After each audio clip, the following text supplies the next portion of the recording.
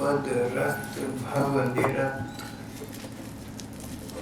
प्रभुपद रत भव विरत नित, बंदा भक्त उदार। भक्त विदुर जी का संक्षिप्त वृत्तांत। विदुर जी महाभारत के समय हुए थे, यानी लगभग 5,500 वर्ष पहले। विदुर जी धृतराष्ट्र के छोटे भाई थे। तो विदुर जी का जीवन काल कार्यकाल लगभग भगवान कृष्ण का युग हो गया। धृतराष्ट्र 3 भाई थे, छोटे भाई विदुर जी थे। विदुर जी का जन्म एक दासी के द्वारा हुआ था। कहते हैं पूर्व जन्म में उनको कोई शाप मिला था, जिसके कारण उनका जन्म एक दासी के शरीर से हुआ। अब शाप हूँ वरदान हूँ अपने स्थान पर हैं, पर भगवान का भजन, भगवान के प्रति भक्ति भाव सबसे ऊपर की वस्तु है। जितने धर्म ग्रंथ पढ़ती हैं, भक्तों की गाथाएं पढ़ती हैं, भगवान के अवतार हुए उनकी लीलाएं पढ़ती हैं, सबको पढ़कर बस यही समझ आता है कि कर्म और कर्मफल अपने स्थान पर बड़े महत्वपूर्ण हैं, पर इनसे ऊपर भगवान का भजन, भगवान का स्मरण है। भगवान का भजन हो तो संसार के कर्मफल, भाग्य, विधाता कोई कुछ नहीं कर पाता। भगवत भजन के आगे अंततः इन दी अल्टीमेट एनालिसिस, अंततो गत्वा, आखिरकार सब फीके पड़ जाती हैं। विदुर जी का जन्म एक दासी के द्वारा हुआ, पर जन्म के संस्कार, बचपन के संस्कार भगवान के प्रति भक्ति भाव के थे। धृतराष्ट्र के भाई थे विदुर जी, और धृतराष्ट्र ने अपने राज्य काल में उन्हें अपने दरबार में नियुक्ति दी, अपॉइंटमेंट दी, अपने निजी सचिव के रूप में। जैसे भगवान कृष्ण के उद्धव जी सखा भी थे, सचिव भी थे, ऐसे विदुर जी धृतराष्ट्र के भैया भी थे, छोटे भाई भी थे, और उन्होंने, धृतराष्ट्र ने विदुर जी को अपने मंत्री के रूप में रखा हुआ था। विदुर जी रिश्तेदारी के हिसाब से देखें तो कुंती भगवान कृष्ण की भुआ थी। विदुर जी कुंती के देवर थे, कुंती के पति के, पांडु के छोटे भाई। आपस में सबका संबंध था। पूरी महाभारत एक संयुक्त परिवार की कथा कहानी है। उसके अनेक पात्र हैं। धृतराष्ट्र हुए, दुर्योधन आदि कौरवों के पिता, उनकी पत्नी गांधारी थी। पांडु थे, जिनके बेटे 5 पांडव कहलाए। पांडु का शरीर बहुत जल्दी शांत हो गया था। विदुर जी थे, एक दासी के द्वारा इनका पुत्र हुआ था। इनके अतिरिक्त इन्हीं के परिवार के पितामहों में भीष्म पितामह का नाम आता है। जितने महाभारत के प्रधान पात्र हैं, इस संयुक्त परिवार के लगभग सभी सदस्य हैं।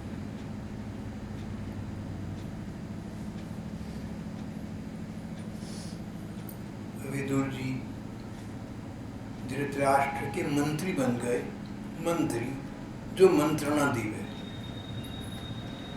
मंत्री जो मंत्रणा राय दी। नीति में ऐसा कहा गया कि राय देने वाला व्यक्ति वही ठीक है जो अपनी ठीक राय देता हो, किसी बात में डरता ना हो, किसी बात का लालच न करता हो, कहीं उसका स्वार्थ न हो। अगर मंत्री अपने स्वामी को ठीक मंत्रणा नहीं देगा, ठीक राय नहीं देगा, डर के मारे या किसी लालच में आकर कुछ झूठ बोल देगा तो अनिष्ट होगा, स्वामी की हानि होगी, अपनी भी हानि होगी। मंत्री ऐसा होना चाहिए जो ठीक बात को ठीक ठीक शब्दों में, स्पष्ट शब्दों में कह सके और न्याय का विचार रखता हो, उचित बात कहता हो, भले ही वो किसी के विरोध में जाए या किसी के पक्ष में जाए, उसके लिए सब बराबर है। जो ठीक बात है सो कहेंगे। विदुर जी में सभी गुण थे। धृतराष्ट्र ने भैया विदुर में सारे शुभ लक्षण देखे थे, इसीलिए विदुर जी धृतराष्ट्र के विश्वास पात्र थे। स्वयं तो अंधे थे धृतराष्ट्र, लेकिन विदुर जी को उन्होंने अपना मंत्री नियुक्त किया था। जब कौरव सभा में अन्याय हुआ, धृतराष्ट्र अंधे थे और इसलिए उन्हें अपने कौरव बेटों की बात माननी पड़ती थी। मोह ममता भी थी, उसके कारण भी अपने दुष्ट बच्चों की बात की हाँ में मिला दिया करती या उनके कोई गलत बात कहने पर भी चुप रहती थी। जो भी हो, धृतराष्ट्र का सबसे बड़ा बेटा दुर्योधन, जब उसने अपने छोटे भाई दुशासन को आज्ञा दी और अन्यायपूर्वक राजसभा में द्रौपदी का चीर हरण करना चाहा, बड़े बड़े लोग चुप बैठे रहे थे उस समय। बाद में किसी ने कुछ सफाई पेश की, किसी ने कुछ कहा, पर इतना तो है कि एक प्रकार का अन्याय द्रौपदी के सामने, सब द्रौपदी के लिए एक प्रकार का अन्याय सबके सामने हो रहा था, कोई कुछ कह न सका। उस समय एकमात्र विदुर जी थे जिन्होंने इसका विरोध किया था और अकेले विरोध करने वाले विदुर जी की बात दुष्ट दुर्योधन आदि ने नहीं मानी, क्रोध विरोध किया, इन्होंने सभा ही छोड़ दी, दरबार से उठकर चली गई थी। स्पष्टवादी थी, न्यायप्रिय थी, निष्पक्ष थी। प्रायः इतिहास में ऐसा देखा गया कि इस प्रकार के व्यक्ति शासन प्रशासन को पसंद नहीं आते, दुष्ट दुर्जनों को पसंद नहीं आते। ये कहानी केवल आज के युग की हो ऐसा नहीं है। 5,500 वर्ष पूर्व भी द्रौपदी के साथ जब अन्याय हो रहा था तो कोई कुछ नहीं बोला था। मानव समाज, मानव स्वभाव न्यून या अधिक लगभग एक प्रकार का रहा है। विदुर जी उसमें अपवाद थे, दरबार छोड़कर चली गई थी।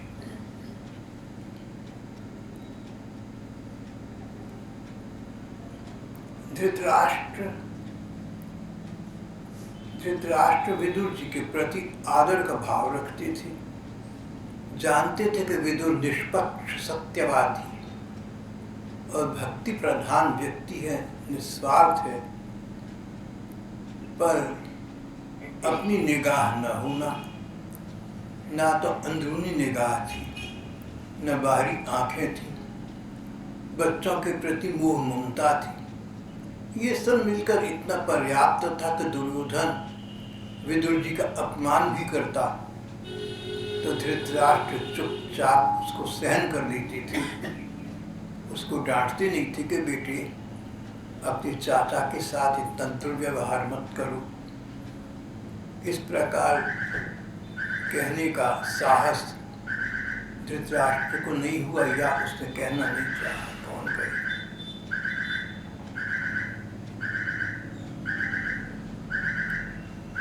फिर अगला षड्यंत्र कौरवों ने पांडवों के प्रतिकूल किया। लाक्षागृह वृत्तांत। लाख का एक घर बनाया गया, लाख जो जल्दी से आग पकड़ ली। लाक्षागृह निर्माण किया गया। एक सुनियोजित षड्यंत्र के अंतर्गत कौरवों ने, धृतराष्ट्र ने पांडवों को वहां भेजा। पीछे मन में ये था कि हम वहां पर आग लगा देंगे, पांचों जलकर राख हो जाएंगे, बात समाप्त हो जाएगी और कह देंगे कि अचानक आग लग गई। ऐसे षड्यंत्र आज भी होते हैं, पर आश्चर्य है कि तब भी हुआ करती थी। भले ही तब कम होते होंगे, अब अधिक होते हैं, पर इतिहास में इस प्रकार की बातें सदा से होती रही हैं। तुम्हारे साथ कोई अन्याय करे ना, तुम तो अच्छे मार्ग पर हो, तुम ठीक मार्ग पर हो, तुम उचित बात कर रहे हो, पर करने वाली तुम्हारे साथ जानबूझकर अदबदाकर अन्याय कर रही हैं। दिल को मत दुखाना, समझ लेना संसार ऐसा है। अपने मन को समझा लेना कि कोई पूर्व कर्म होंगे जिनके कारण से कष्ट तुम्हें मिल रहा है। ये कष्ट मिलकर पूर्व कर्म समाप्त हो जाएंगे, कष्ट भी समाप्त हो जाएगा। भगवान सर्वदृष्टा हैं, भगवान सबको देखते हैं। तुम्हारे साथ किए गए न्याय अन्याय को देख रही हैं। अगर तुम भगवान का भजन करते हुए, संसार को असारता की दृष्टि से देखते हुए, किसी का दोष न निकालते हुए, कर्म समझकर उसको टाल दोगे, भगवान तुम्हारे से संतुष्ट होंगे और तुम्हारा भविष्य उज्जवल हो जाएगा। जीवन का लक्ष्य भगवान को संतुष्ट करना ही है। भगवान को प्रसन्न करने का अवसर तो हमें जीवन में बार बार मिलता है, सो करना चाहिए। विदुर जी ऐसा कर रही थी। भगवान मन ही मन सब जानते थे, विदुर जी से प्रसन्न और संतुष्ट होती थी। जब एक सुनियोजित षड्यंत्र के अंतर्गत पांडवों को लाक्षागृह में भेजा गया, तो विदुर जी ने वहां एक गुप्तचर भेजा, पांडवों को एक गुप्त संदेश भेजा, जिसमें कहा था कि तुम लोग यहाँ से चले जाओ, यहाँ आग लगने वाली है, तुम दग्ध हो जाओगे। कथा वृत्तांत लंबा है, पर यहाँ तो इतना प्रसंग हमारी प्रसंग के अनुकूल है, हमारा संकट है कि विदुर जी जैसा हो सके स्थिति का पर्यवेक्षण करते हुए वैसा सबके साथ अच्छे से अच्छा व्यवहार करती थी।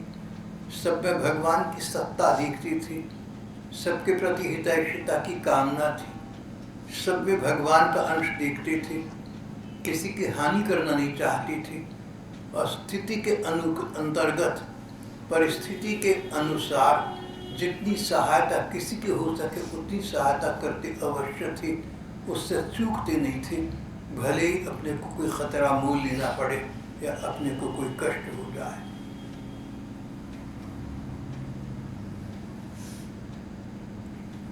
भगवत भक्त का एक लक्षण है मान अपमान में समान रहना। ये बड़ा कठिन है काम। सम्मान मिले तो सम्मान करने वालों के प्रति कृतज्ञता प्रकाश तो कर देना, पर मन ही मन प्रसन्न मत होना, गौरव गर्व प्रतीत मत करना। सम्मान तो पूर्व कर्मों के फल से मिला है, कभी अपमान भी मिल सकता है, सो भी पूर्व कर्मों के फल से मिलता है।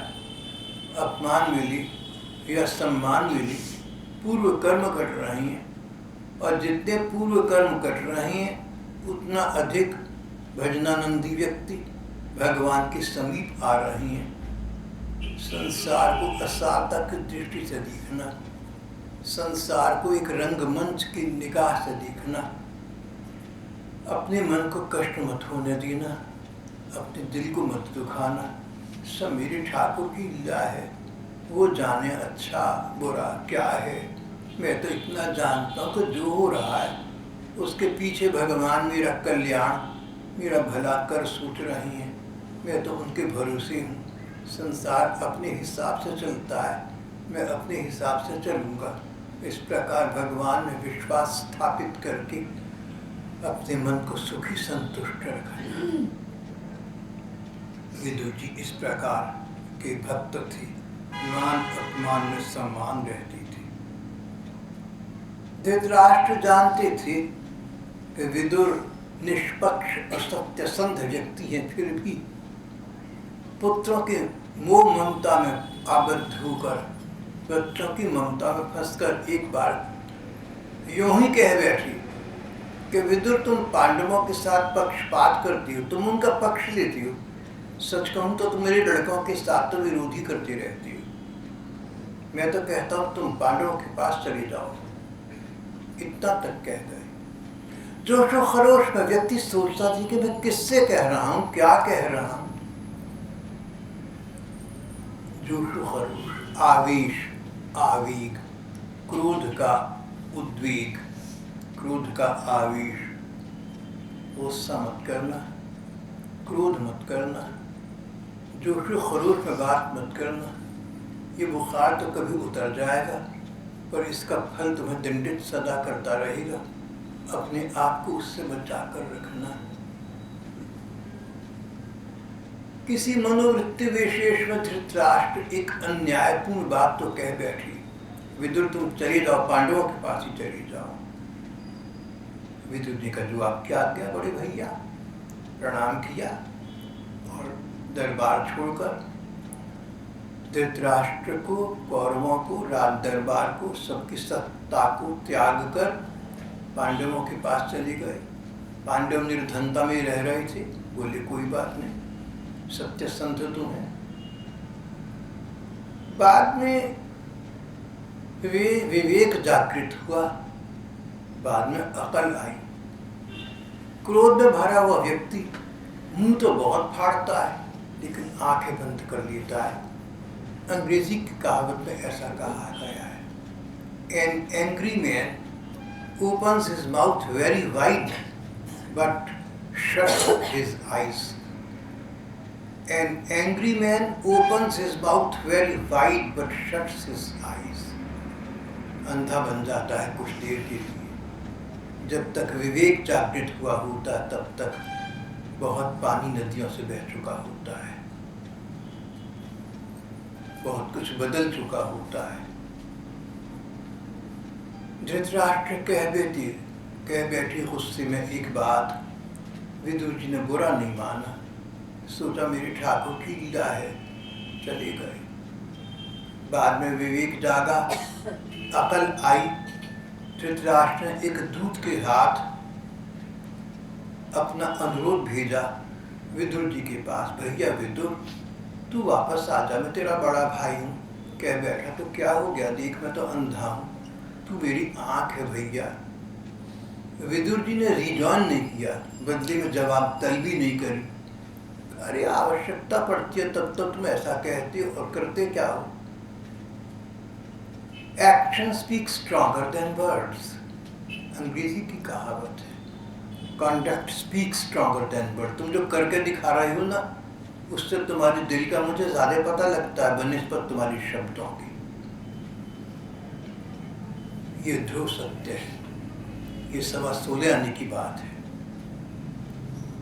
इट इज $1,000 एडवाइस, बिल्कुल अकल की बात। अरे तुम करके क्या दिखाते हो। जब से मान लीजिए मैं आपकी अपनी बात करूं, उदाहरण के लिए मेरा आपका सक्रिय संबंध नहीं है, 24 घंटे का मेरा आपका संपर्क नहीं है, इसलिए लागू नहीं होती। किसी और का नाम दूंगा तो अच्छा नहीं लगेगा, इसलिए आपका अपना नाम दे रहा हूँ। मान लीजिए एक व्यक्ति मेरे सक्रिय संपर्क में, एक्टिव कांटेक्ट में है, महीनों से है या वर्षों से है, तो उसको भी पता है कि मेरा क्या व्यवहार रहा है और मुझे भी पता है उसका व्यवहार क्या रहा है, किस स्थिति में उसने क्या किया उसको भी पता है, मुझे भी पता है। अब वो व्यक्ति मुंह से आकर मेरे आगे बड़े सम्मान के और स्नेह के शब्द अचानक बोलने लगे, तो मैं कहूँगा इसको हो क्या गया है, क्या ये वही व्यक्ति है? या मैं ऐसा करूं तो दूसरे को भी आश्चर्य होगा। Contact speak stronger than words. तुम्हारी व्यवहार, तुम्हारा आचरण तुम्हारे शब्दों से अधिक तुम्हारी हकीकत का बयान कर रहा है, तुम्हारी वास्तविकता अभिव्यक्त कर रहा है। ये सारी बातें अगर चाहते विदुर जी कह सकते थे धृतराष्ट्र को संदेश में, लेकिन उन्होंने ऐसा नहीं किया। भगवत जन तो किससे बदला नहीं लिया करते। भगवान के जन इस प्रकार की जली कटी बातें चाहे सच हो तो भी नहीं कहते। वदेत सत्यम प्रियम वाक्यम न वदेत सत्यम अप्रियम, सत्यम ब्रूयात् प्रियम ब्रूयात् मा ब्रूयात् सत्यम अप्रियम। भाई जी कहते थे, हनुमान प्रसाद जी पोद्दार महाराज कहते थे कि अगर आवश्यक हो तो कड़वी बात कहोगे, दूसरे के भली में है कहना आवश्यक तो उसे मीठे शब्दों में कहना, आदर और सम्मान के स्वर में कहना।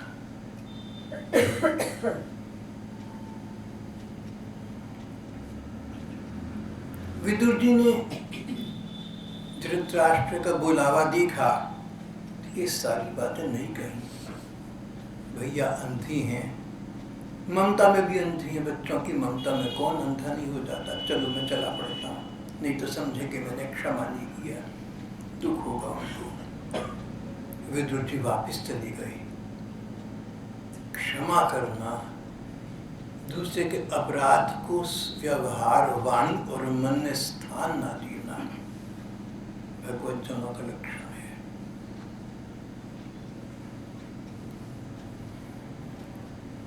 विदुर जी भगवत भक्त थे, उनके स्वभाव में ये चीज थी, किसी की बात का बुरा नहीं मानते थे, किसी को बुरा नहीं कहते थे। बुरे को बुरा इस प्रकार न कहते कि उसको बुरा लगे या उसको दिल दुख है।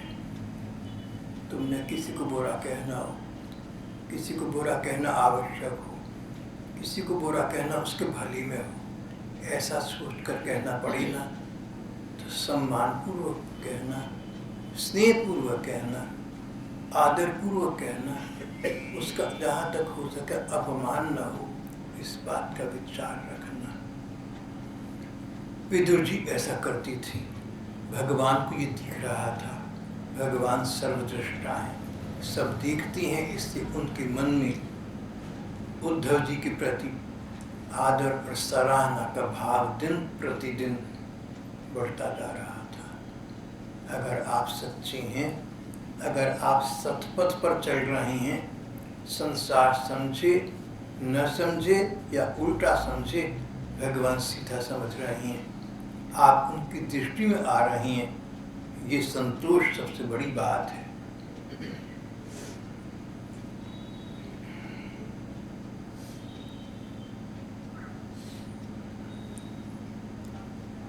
एक और षड्यंत्र के अंतर्गत आप लोगों को पता है कि पांडवों को 13 वर्ष का वनवास मिला था।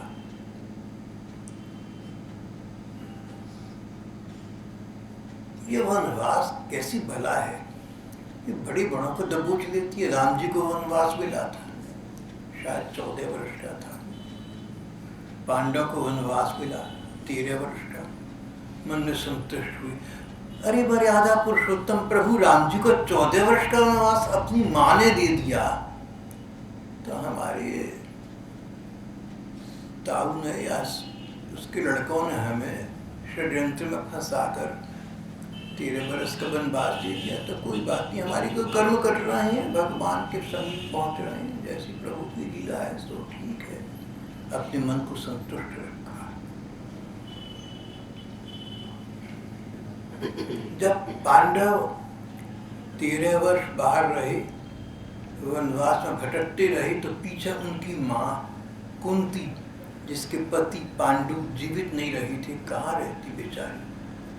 कौरवों के पास रह सकती थी लेकिन नहीं रही, विदुर जी के पास रही। धृतराष्ट्र भी कहते थे कुंती से कि भाभी तुम हमारी घर रहो। कुंती के प्रति सबका आदर भाव था। जो बड़े बुजुर्ग है ना, कहीं हस्तक्षेप नहीं करते, इंटरफियर नहीं करते, दखलंदाजी नहीं करते। जो बच्चे कर रहे हैं, बच्चे अपने को बड़ा समझते हैं, अक्लमंद समझते हैं, कई होते भी हैं। तो बुजुर्ग लोग जो कर रहा है सो ठीक है, बात माने तो एक बार कह दो, न माने तो क्या आवश्यकता, टिक टिक मत करो, बात को मत कही जाओ। तुम हर समय क्या, अजीब तो जमाने खराब आ गया, हमारे जमाने ये हुआ करे था, अब तो जमाने चला गया। इन बातों को रोने से क्या होगा, क्या मिलेगा? रोते रहने से रोना मिलेगा, आंसू मिलेंगे, दुख मिलेगा, अपने को तुम स्वयं दे रहे हो। ऐसा अन्याय अपने साथ ना करना। कम से कम संसार तुम्हारे साथ अन्याय करे तो करे। पांडवों के साथ भी संसार ने अन्याय किया, पर तुम तो अपने साथ तो अन्याय मत करो, इसको तो न दुखाओ भैया। ये दुनिया जैसी है इसको रहने दो, चलने दो, ऐसी रहेगी।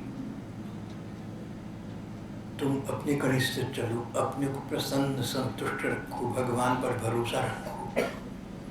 तुम्हारा परलोक उज्ज्वल है, तुम्हारे आने वाला अनंत समय तुम्हारी साथ है।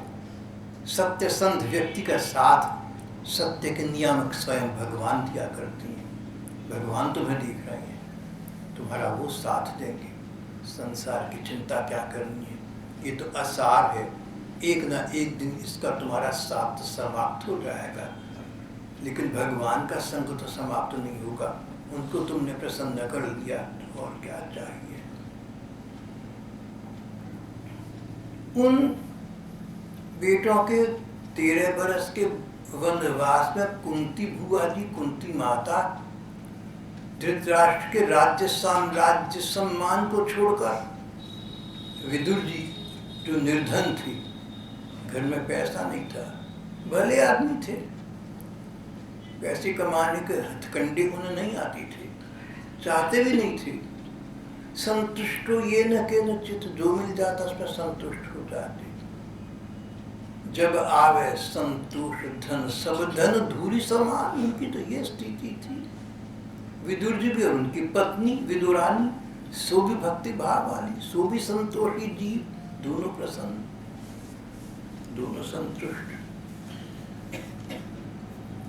और कुंती माता इन विदुर जी के घर रही, धृतराष्ट्र के घर नहीं रही थी।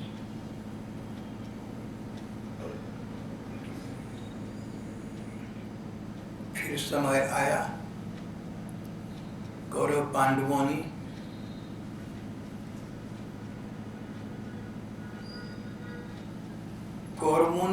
पांडवों का राज्य हथियाया हुआ था। पांडवों ने वापस लेना चाहा, तो कौरवों ने नहीं दिया। बोले सुई की नोक के बराबर जमीन भी नहीं देंगे तुम्हें। अगर बाहुबल है, अगर बहादुरी है, युद्ध करके जीत लो, हमसे ले लो। दुष्ट से दुष्ट संसार में आज बैठे, आज अधिक है, पहले भी थे। 2 भाई हैं, अंबाला में हैं, मेरे प्रति दोनों का अच्छा प्यार है, आदर भाव है। बड़ी वाली दुष्ट ने छोटे वाली सज्जन का हिस्सा मार लिया। फिर मुझे मिला, मैंने कहा देख भैया, तूने ऐसा सुना है कि छोटे वाले का तूने हिस्सा मार दिया और तू उसको धमकाता भी है। मुझसे बोला, श्याम भाई साहब, मैं आपकी तरह से पागल साधु नहीं हो गया, दुनिया में रहता हूँ, उसका शब्द समझता हूँ। मैंने कहा तो क्या मतलब तेरा, मैं समझा नहीं। बोला मैंने उसको साफ साफ कह दिया है, विदाउट मिंसिंग वर्ड्स, बिल्कुल स्पष्ट शब्दों में, कि देख मेरे पास पैसा है, दौलत है, रसूख है, गुंडे हैं, दुष्ट हैं। मैं तो रात रात में आदमी का सफाया जिंदगी कर दूं, सुबह को शहर को उसकी लाश का नहीं पता लगता। अगर तू ले सकता लेकर दिखा, नहीं तो तेरा हिस्सा मेरे पास रहेगा, कर ले तो तेरे दिल में आए। ऐसे ऐसे लोग भरे पड़े हैं संसार में।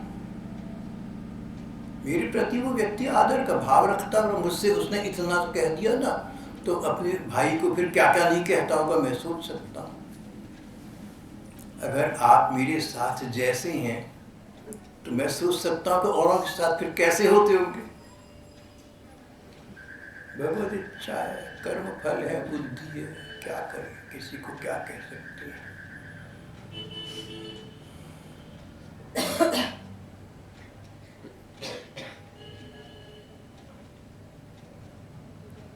पांडवों से कौरवों ने साफ साफ कह दिया, बड़े बुजुर्गों के सामने कह दिया, सुई की नोक के बराबर जमीन नहीं देंगे। पांडवों ने कहलवाया था कि 5 गांव में बसती तो हमारा गुजारा 5 भाइयों को चलता रहे। मैंने किसी पत्रिका में पढ़ा था कि उन्होंने बागपत पानीपत नाम के 5 पथ आती है वो मांगी थी। कौरवों ने दूर ये जवाब दिया। भगवान कृष्ण कौरवों की सभा में स्वयं गए शांति वार्ता, शांति संधि करने के लिए। कौरव नहीं मानी, भगवान का आदर न रख सके। भगवान ने अपना विराट दिखाया, फिर भी प्रभाव न पड़ा। दुर्योधन बोला ये कृष्ण सदा से ये छल कपट करके दिखाता रहा है, पता नहीं जादू करके खेल इसने कहाँ से सीखे हैं, मैं नहीं डरता। विनाश काले विपरीत बुद्धि, जब कुत्ते की गिदड़ की मौत आती है किधर भागता है। ऐसा सुना है मैंने, देखा तो नहीं।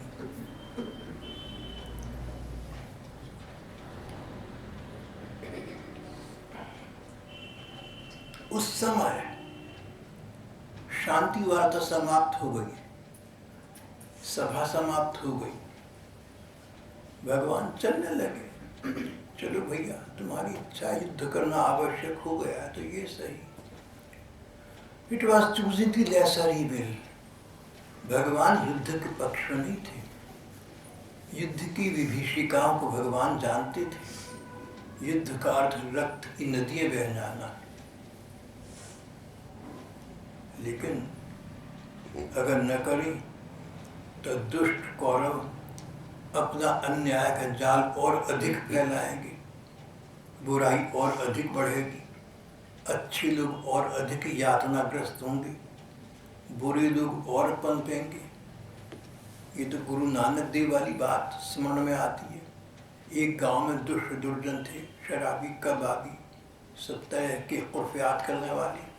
बोले भैया तुम यहीं चैन से बसी रहो।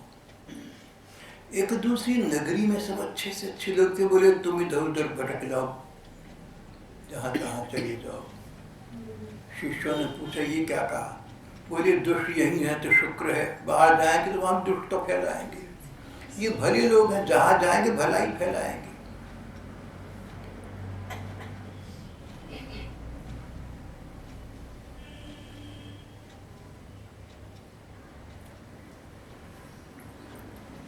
इस विषय में एक अपनी छोटी सी सभा की बात आपसे कर रहा हूँ। विकास और भारतीय पुलिस पे अधिकारी हैं। मैंने 5-6 वर्ष से उनसे परिचय हुआ तो ऐसा सुना है लोगों से कि बड़ी अच्छे लोग हैं, ईमानदार हैं, पैसा नहीं खाते वगैरह। जहाँ जहाँ रही वहाँ वहाँ कानून व्यवस्था में बेहतरी आई, ऐसा मुझे लोग बताती हैं, मैं सुनता हूँ। तो भारती के पति विकास जब यमुनानगर में थे और उनका तबादला उनका कहीं दूर हरियाणा में करा गया, तो मुझे यहीं के भाई मायाराम जी ने टाइम्स ऑफ इंडिया में प्रकाशित एक रिपोर्ट छपी हुई दिखाई थी, जिसमें मैंने पढ़ा लिखा था। कुछ उनके बारे में बहुत अच्छा लिखा हुआ था। यमुनानगर के लोगों ने जुलूस निकाला, इनको वापस यही बुला कर रखा जाए। वो रिपोर्ट मैंने स्वयं पढ़ी थी। तो किसी ने सरकार से कहा कि जब आप लोग जानते मानते हैं कि अच्छा अधिकारी है और उसने यमुना नगर में इतना अच्छा कर दिया, तो आप ऐसा क्यों कर रहे हैं? तो जो दी पावर दैट, जिनके हाथ में सत्ता थी, उन्होंने कहा इसीलिए कर रहे हैं कि विकास जहाँ जाएगा वहाँ की व्यवस्था अच्छी करेगा। अच्छा है, सब जिलों में थोड़ी थोड़ी देर कार्य हरियाणा को उद्धार हो जाए।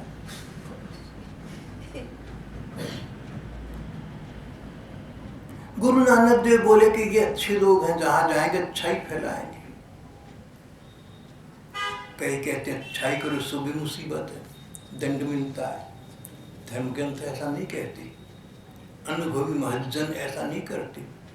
अगर तुम अच्छाई करते हो ना और तुम्हें दंड मिलता लगता है, तो समझ जाना कोई पूर्व कर्म थे जिनका फल दंड के रूप में मिला, आज की अच्छाई का नहीं मिला। आज की अच्छाई का फल तो तुम्हें अगले जन्म में, आगे बुढ़ापे में या अगले जन्म में कभी मिलेगा, तुम्हारा सुख ही सुख होगा।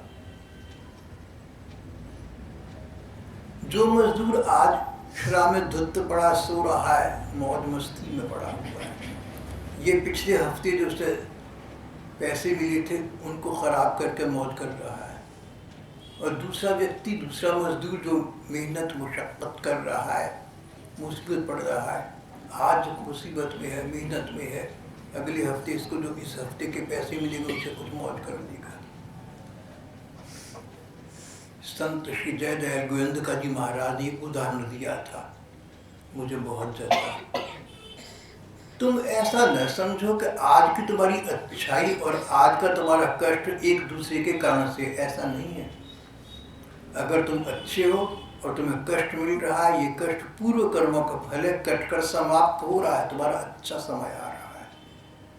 एक बुरा व्यक्ति है और क्या कहते हैं, आनंद लूट रहा है, मजे लूट रहा है, तो ये मजे जो लूट रहा है आज की बुराई के नहीं लूट रहा, पूर्व कर्म के अच्छे करे होंगे, उन थोड़े बहुत अच्छे कर्मों को भी काट कर समाप्त कर रहा है, बस बुरे बुरे रह जाएंगे, नरक में ही जाएगा सीधा।